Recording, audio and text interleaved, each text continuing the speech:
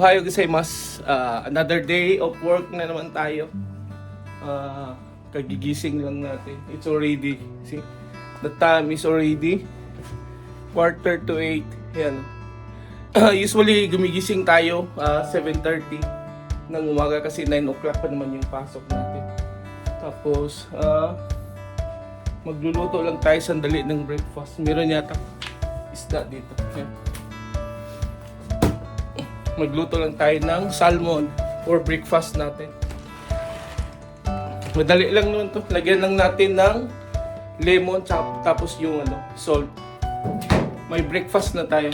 Usually nagluluto na ako ng rice pag sa gabi pa lang. Yan, may rice na. So, na lang. Ulam na lang natin yung lulutuin natin. Madali lang to. Lagyan lang natin ng lemon tapos salt, okay na to. Masarap na to.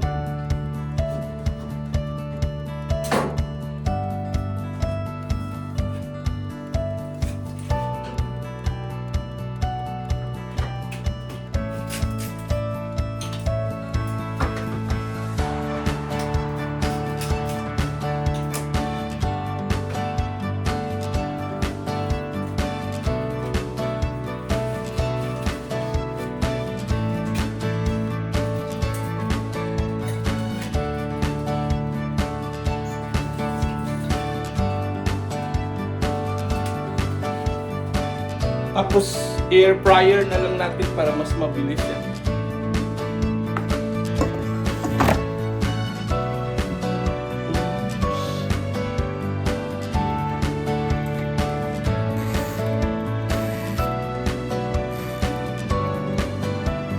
Madali lang naman to, air fryer.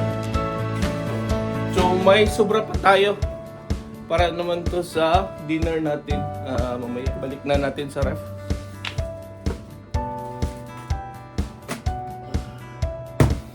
Sobrang lamig ngayon.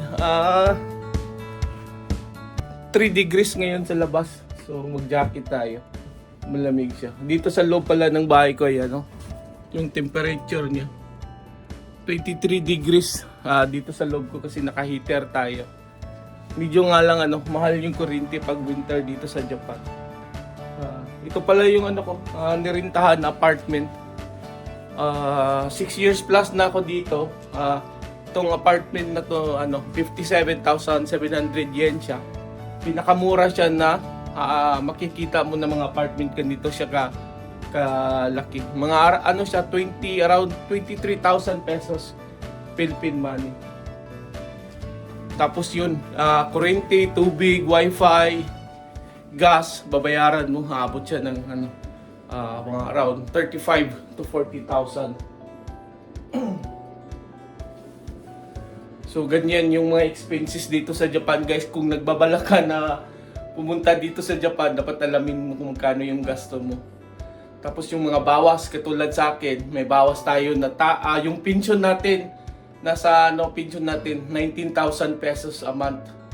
Yung bawas ng pension natin, mga 48,000 yen a month yung pension natin. May residence tax ka pa, may income tax, may unemployment na babayaran. So halos buwan-buwan, guys, yung babayaran natin dito. Yung sa akin lang nasa mga 90,000 pesos. Kasali na yung pagkain ko yan. Yan yung budget ko sa gastusin pa lang sa bahay. So dapat alamin mo talaga kung magkano yung sahod na i-offer sa'yo kung pupunta ka ng Japan. Siguro sa mga iba, yung mga training, yun sila, naka-accommodate sila sa isang apartment. Doon sila lahat. So, posible libre na sila. Yung sahod nila medyo mababa konti. Libre naman yung accommodation nila. Sa atin, tayo lang mag-isa talaga dito. So, ganito.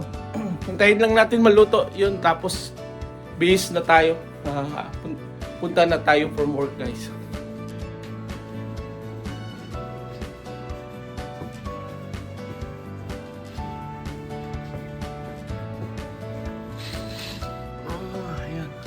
Sa labas ng bahay ko. Ito, sinirado natin kasi yung lamig. Tapos double na tayo ng kortena para hindi papasok yung lamig dito sa loob.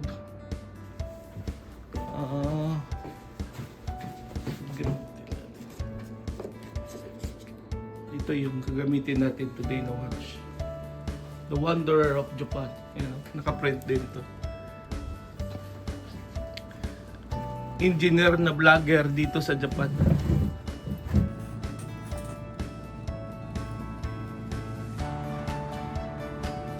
Itong pagpa-vlog, mas mahirap pa yata to kaysa pagiging engineer natin. Akala ko madali lang itong pag-vlog. Hirap din pala nito. Akala ko upload lang siya ng videos. Hindi. Mahirap to guys. Maghanap ng mga subscribers saka yung manonood ng video. Mahirap siya. Tapos yung pag-editing pa lang matagal na siya.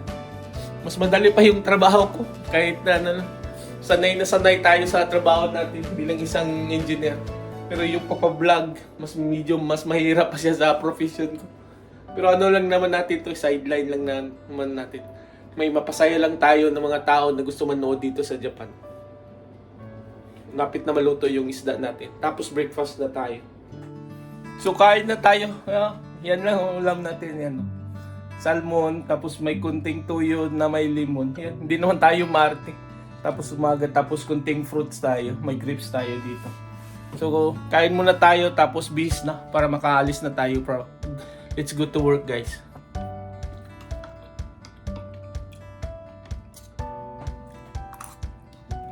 Sarap ng salmon.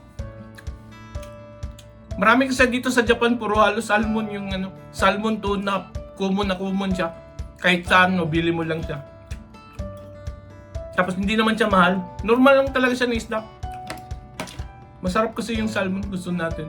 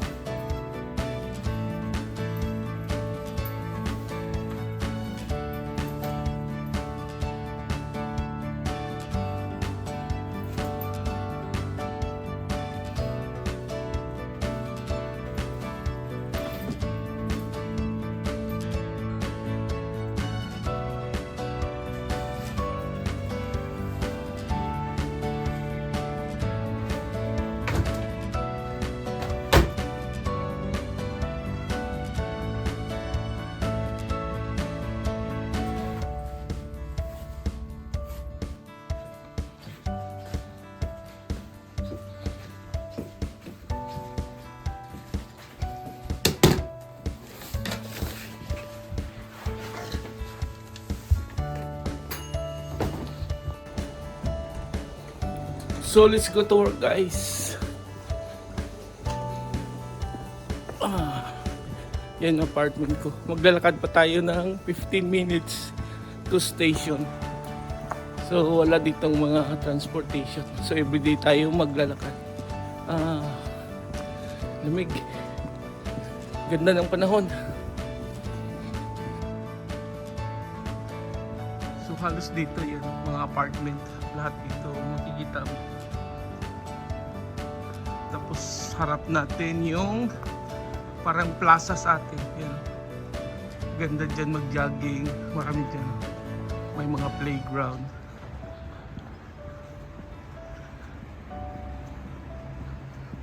So maglalakad pa tayo guys.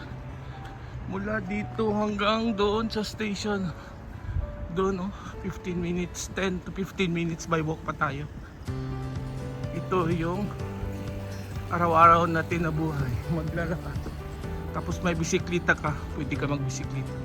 Tignan nyo yung mga tao naglalakad doon. Walang mga dito, transportation dumadaan. Pwede ka dito sadyain mo taxi. Yan, kung may sasakyan ka, okay din. So, maglalakad lang tayo. Exercise every morning.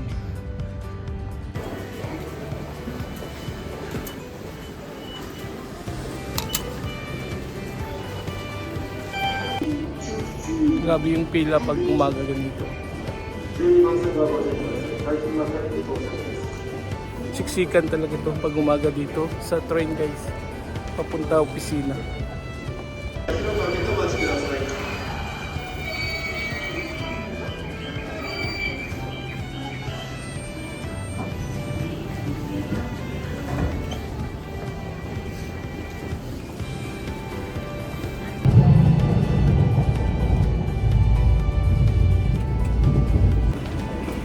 So I'm here guys in Tokyo Shinki Bus Station. So mula sa bahay ko sa Funabashi, it just takes around 25 minutes to 30 minutes depende sa waiting time. So ito yung Tokyo na to. Tapos maglalakad tayo papunta opisina ng additional 15 minutes na naman. Tapos dating na tayo sa office. So banda doon yung opisina namin. 15 minutes walk pa galing dito. May train naman na malapit doon, mga 6 to 7 minutes walk lang. Pero sayang malapit lang naman. 15 minutes darating na tayo by walk. So 30 minutes going to the office and 30 minutes going back home. So guaranteed tayo ng 1 hour walking a day. So magandang exercise siya.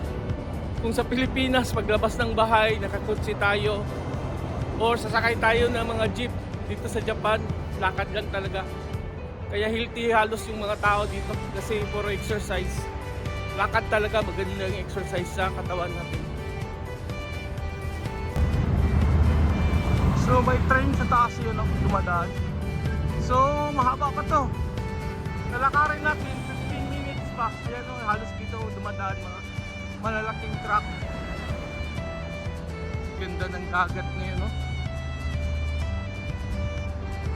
So connected yan doon sa malapit sa office namin. May pier na doon sa harap. Maganda talaga maglakad dito sa Japan kasi maganda yung klima. Masarap yung hangin, malinis. Tapos malinis yung lugar. Sa Pilipinas kasi, iba yung kondisyon doon, kaya mahirap doon maglakad. Dito maganda talaga. Yan, oh, maraming naglalakad sa likod ko.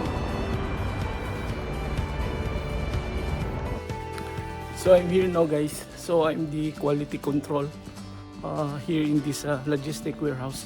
I'm working in Vistas Japan company. It's a Danish company owned wind turbine energy company. So we manufactured Vistas wind turbine. We sell, we troubleshoot, perform services, commissioning and constructions, wind energy, wind turbine anywhere here in Japan or globally. So this company has 30,000 plus employees globally. So the company name is Vistas. So I think you heard that one. That's the name of the company here. Vistas. So this is where I work here in Tokyo, Japan. So this is my small table here. So this is where I am working every day. Tapos wala masyadong tao dito. Meron lang tayong dito. Third party, 5 tao na kasama mag-support sa atin. So lahat ng papasok at lalabas dito, tayo yung in charge. Tapos lahat ng testing ng lahat ng mga electrical equipments, tayo din yung in charge.